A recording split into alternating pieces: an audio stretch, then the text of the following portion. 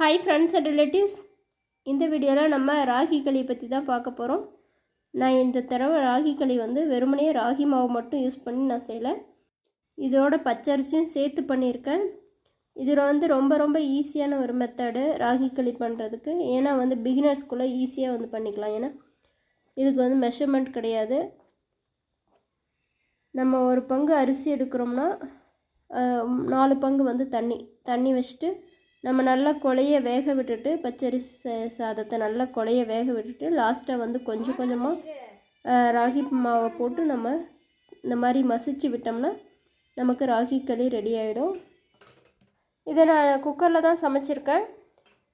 ராகி களி எப்படி குக்கரில் பண்ணலாங்கிற வீடியோ ஆல்ரெடி நான் சேனலில் அப்லோட் பண்ணியிருக்கேன். தேவைப்படுறவங்க செக் பண்ணி பாருங்கள்.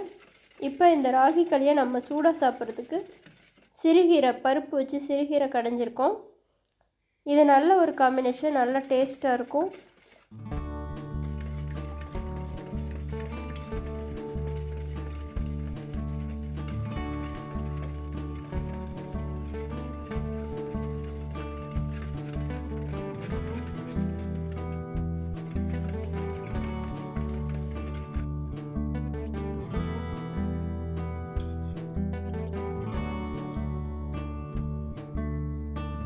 இந்த ராகி களி கொஞ்ச நேரம் நம்ம அப்படியே குக்கர் மூடி போட்டு நல்லா விட்டுறணும்.